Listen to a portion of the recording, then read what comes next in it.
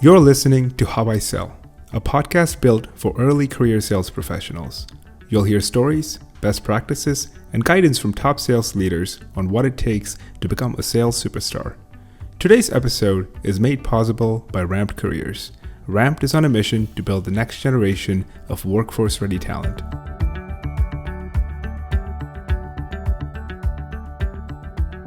Hi everyone, joining us today is Marla Freeman, Regional VP of Sales at Access Softek. Marla has held senior sales roles at companies such as Commerce Bank, Bluefin Payments, and First Data. Thank you so much for joining us today, Marla. Thank you. It's very nice to be here. Hey, Marla. Hi, Danny. For those that don't know who you are, who is Marla Freeman? Marla Freeman is someone who's been in sales probably just about all of her career. Mostly financial sales. I did some nonprofit work, which was actually a lot of sales, which people don't realize. But I've worked in sales management, and learned a lot.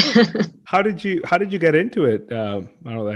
I know you'd mentioned that it's something you've been doing for a while. Kind of what inspired or motivated you to pick this as a career path? I don't know if I picked it or it picked me. It's funny. I think my very first sales job was right out of college, or actually during college. And don't laugh, but I actually sold vacuum cleaners door to door. No you way. want to talk Love it. about a Love hard it. sales job? Yeah. And I learned at that point that you had to have fun with it, because if you didn't have fun with it, you would completely flop. I remember training somebody one day, and the two of us would knock on doors, and they would open the door, and the two of us would be on the ground cracking up, because we had to make jokes out of it and have fun with it, because you were literally going into somebody's house and cleaning up their carpeting and showing them how much dirt their vacuum cleaner was leaving behind. So did you, that's quite surprising, especially that seems like I would have been terrified. It seems like a high pressure job. How did you feel? Like, you were not nervous? Your first door knock, right? Were you apprehensive? Were you worried? I was terrified. I don't think it's something I would do today, but it was funny. I mean, you just do it. Sales is, and I try to explain this to people. Sales is a very emotional type job, especially salespeople. If you have a hard day, you have no energy to work. It's not like a job where you could get on a computer and do what you have to do. Sales is very emotional.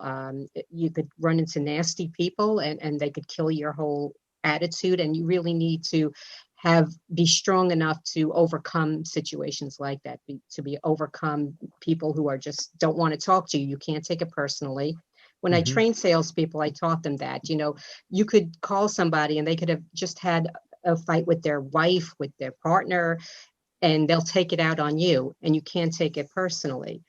You just have to learn to walk away, walk around the block, do whatever you need to do, and just get your head back into the right place. Mm-hmm. It's interesting that you mentioned that. I don't think that there are a lot of sales leaders that focus on the emotional aspect of sales, right? I mean, you see a lot of talk and discussion around how sales can be processed. It's numbers oriented. Yes, there is a art to it, but for the most part, you can use science to hack into it. But to your point, the harsh reality is, it is an emotional thing to do. It's. I don't know if there's a lot of other jobs where you face rejection as much as you do in sales. There's more no's than yeses. When did that click, I guess, in your mind, that there's a heavy emotional component to it? I know that's something you teach all of your sales reps, but when did you kind of piece that together? Probably right away. When you're going door to door selling vacuum cleaners, you kind of learn that when they slam the door in your face. But yeah, it's funny because I've worked for a lot of people as well. And there's people who are in upper management in sales, and they're probably going to hate me after they hear this, that never sold before.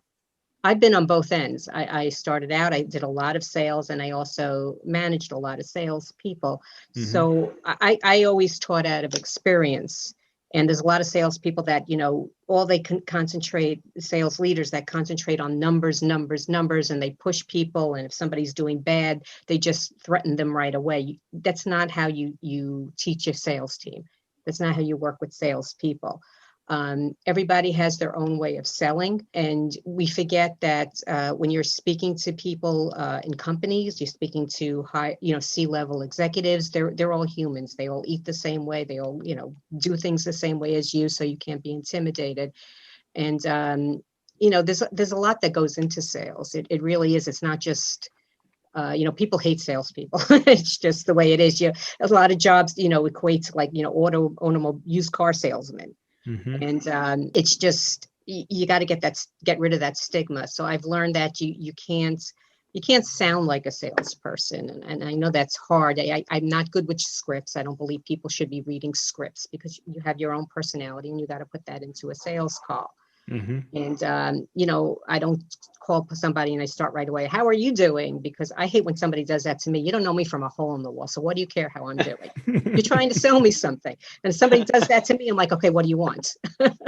So you have to figure out a way to talk to people and use your personality. Just be yourself and talk to them like a human being. Don't be overly pushy. You have to ask a lot of questions as a salesperson, but there's a way of doing it without being extremely pushy and being a salesperson, if you know what I mean. Mm-hmm. Yeah, that's it's great advice. Something we teach formally is just be a human. And I don't know what it is. The maybe it's just the word sales. Maybe it's been too popularized in Hollywood, but the sales stigma really hasn't broken, and it's still No.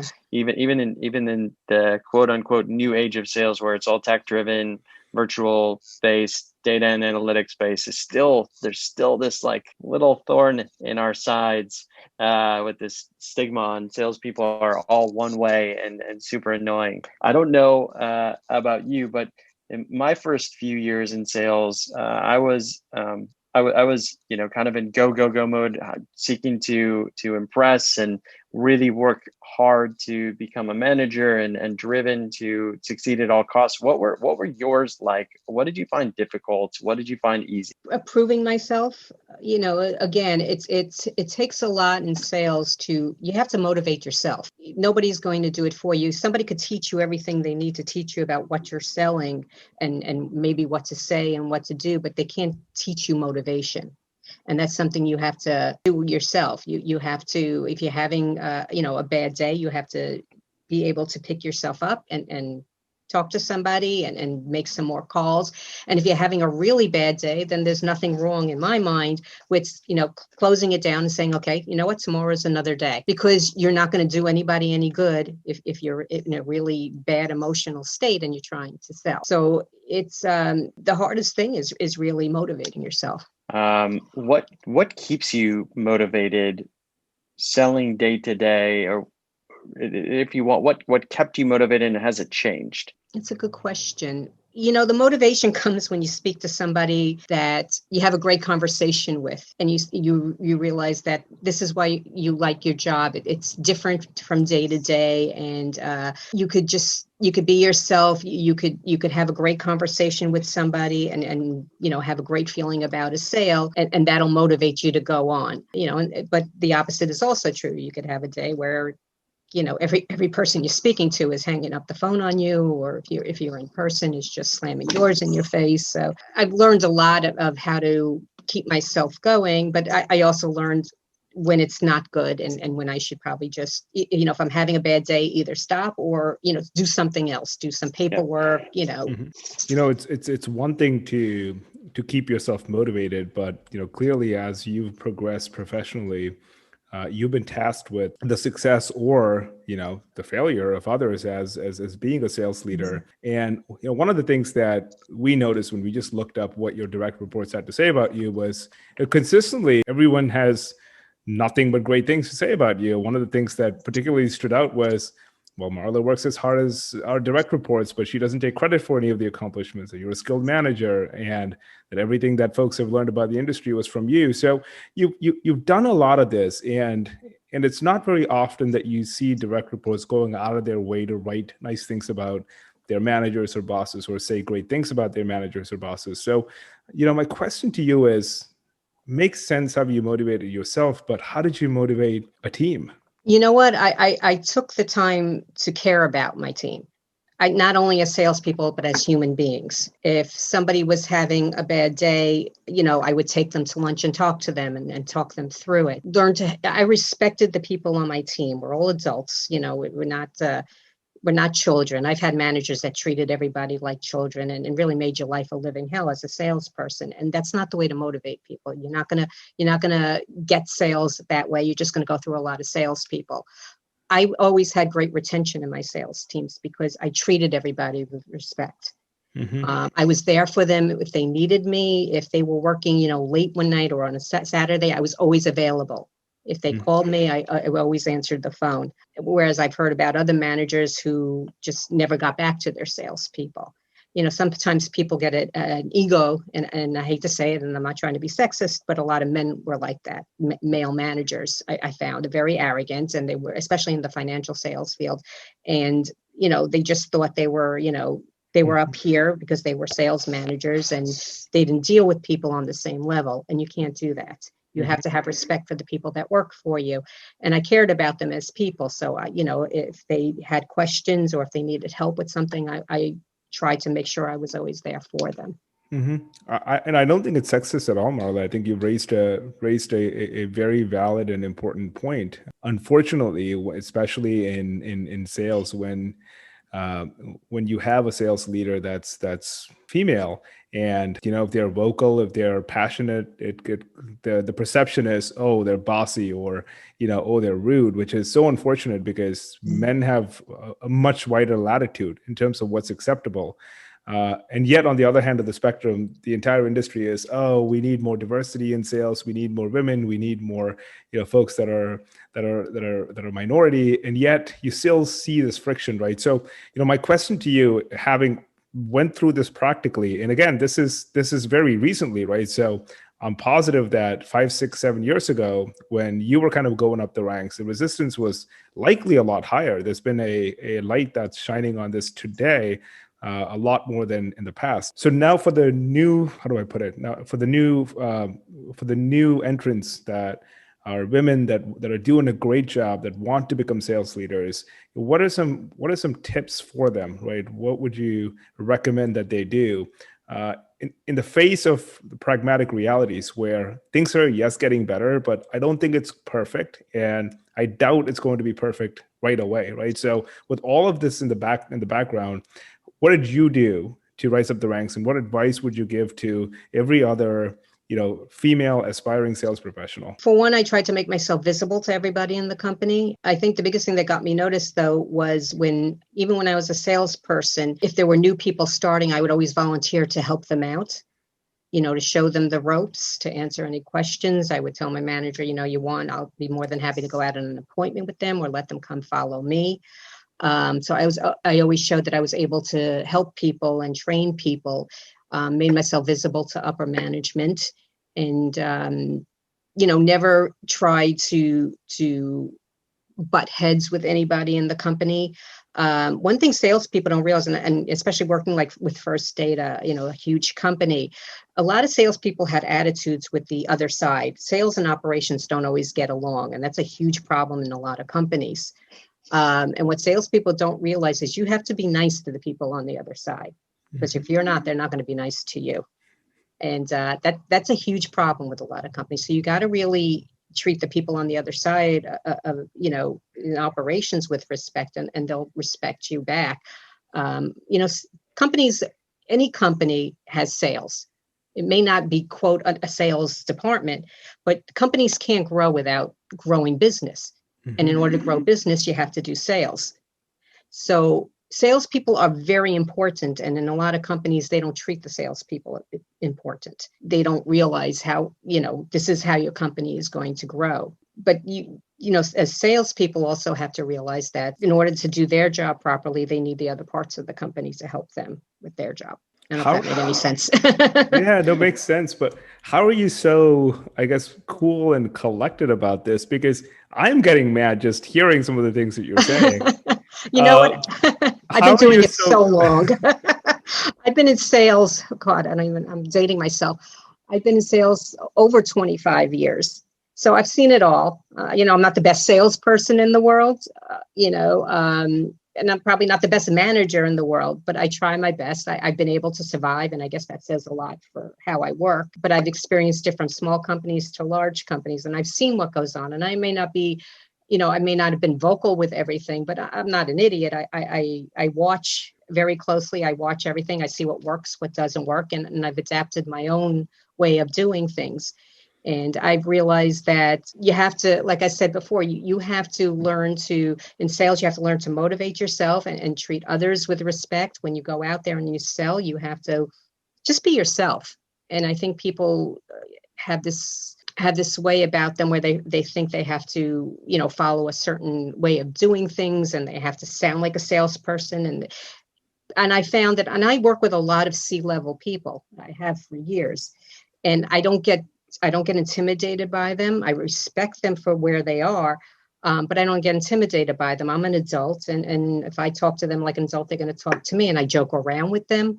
You have to have a sense of humor. You really do, because people are stressed constantly, and they're under a lot of pressure, and you have to be able to talk to them and just like, talk to them about what happened on the weekend, or talk to them about a baseball game, and just kind of break the ice a little bit, but make it genuine. Don't make it sound like, you're reading from a script, the do's and don'ts of sales. Just be yourself. And if you're yourself, and you don't, you try to be as honest with people, come off as honest with people, they'll pay attention to you more. And believe it or not, that helps build your sales. You seem to be very in tune with the emotional state of sales. What I'm hearing is high EQ, very aware of unspoken or even spoken aspects of managing a team, building a team, managing yourself, your own book of business. I would love to talk with you a little bit more about that. Was that something that you learned, or is that innate in you? As far as managing a team? In terms of the awareness of others' emotional state, of your own emotional state, of the emotions of sales? It's probably a little bit of both. I'm a very sensitive person. I'm a Jewish mother, and that comes naturally. So, to me, all my salespeople were, I had I cared about them. One thing I couldn't stand is if somebody tried to get over on me, somebody lied to me about something, I picked that up right away. And that to me was the worst thing you could do. But for the most part, even today, I still speak to salespeople. To be honest, I'm still friendly with them from 20 years ago, because we had that camaraderie. We had that respect for each other. And I never tried to intimidate them. I never tried to say, well, I'm your manager, you got to do what I say. I treated them like an adult, because that's what they are. And they appreciated that. But I think it has to come from you. You have to have that in you, but you also, you learn from experience, and again, being on both sides of it. If you start off as in management, which a lot of people do, they start off, they just, nepotism or whatever it is. And I've seen a lot of that. They start off on a certain level. They have no idea what you're going through out there. They don't know what you're going through at all. So they can't relate to it, and they can't help you with it. I've been there, so I could help them with it on that level. That's great. Reminding me a bit of my own Jewish mother as well. So I get it. I get it.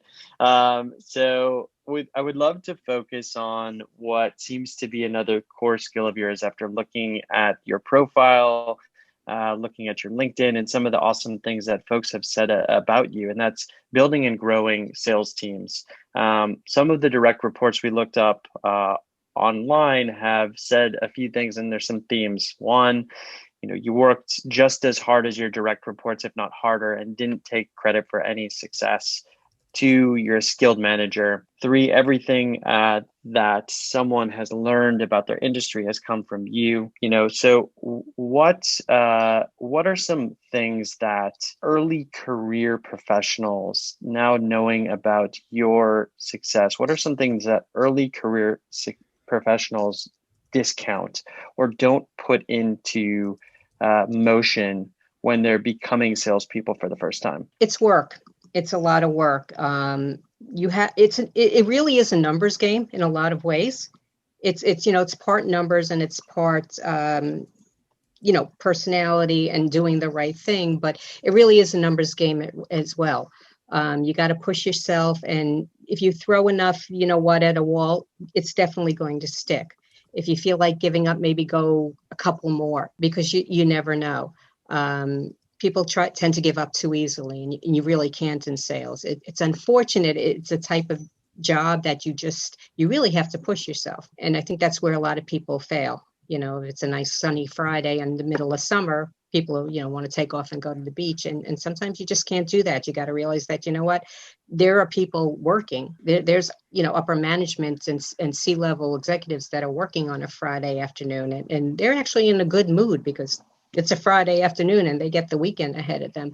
So it pays to push yourself and make a few extra calls. And as early salespeople, you really just have to put in the work.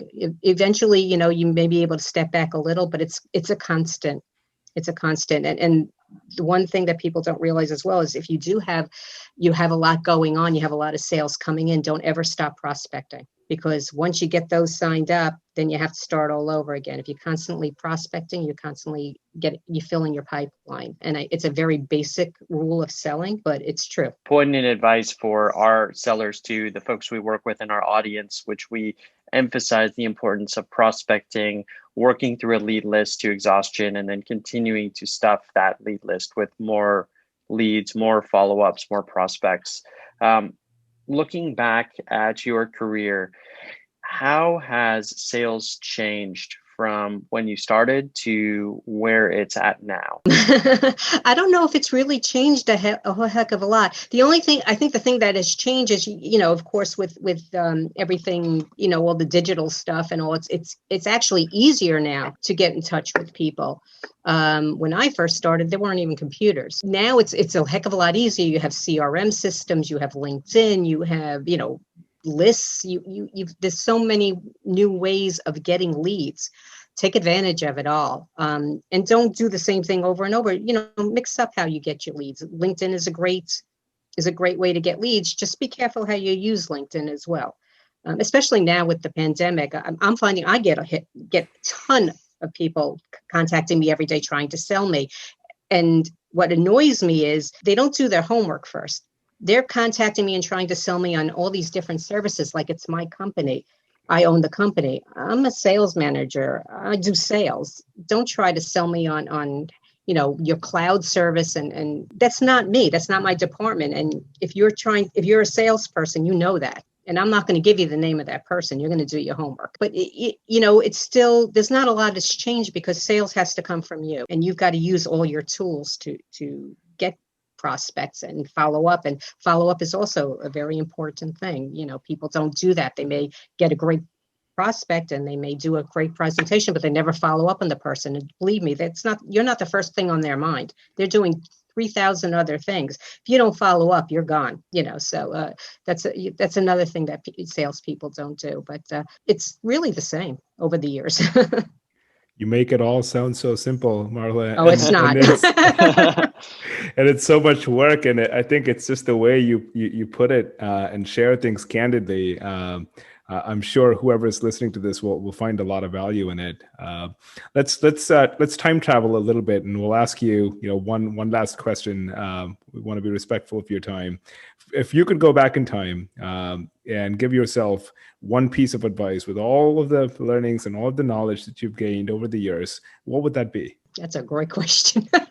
As far as sales goes, I think, in all my career and moving up and working for companies, probably just standing up for myself a little bit more. As a woman, like we talked before, it is a little harder, but it's a lot easier nowadays. There's a lot more opportunity, but it's still a lot of different industries. Like I came from the financial, and I still work, financial industry. It's becoming more female oriented, but at one point years ago, it was more male dominated. And I was always a shy person, and I'm meek. I'm a petite woman, and I wasn't at times I wasn't strong enough, and I should have been. I should have stood up more for what I believed and opened my mouth more, in a good way, not a bad way. But I feel that's probably what I regret the most, is not doing that in certain at certain times. It's not on you, Marla. It makes me sad that you know, it might have been something you may have had to do, but it's unfortunate that, you know, you were put in that position to even begin with. Let's hope that that's not the case for the future generation of sellers, especially women. If you're listening to this, stand up for yourself. I hope the day changes where you don't have to, where that's not what you need to do. But until that day comes, don't take crap from anybody is a suggestion here. Really appreciate your time. I think, you know, we've done a few of these, and it's so refreshing to hear your perspective. We unfortunately live in a sales drone world where people talk about scripts and process, and while all that exists, thank you for bringing up what I think most people forget, which is being human, treating your prospects, treating your team members with the courtesy that you would expect them to treat you. And I think that makes such a whole world of difference. Again, thank you for being so generous with your time. We really appreciate it. Oh, thank you. Thank you, Marla. It was a pleasure. Thank you. See ya. Thank you. It's nice to meet you.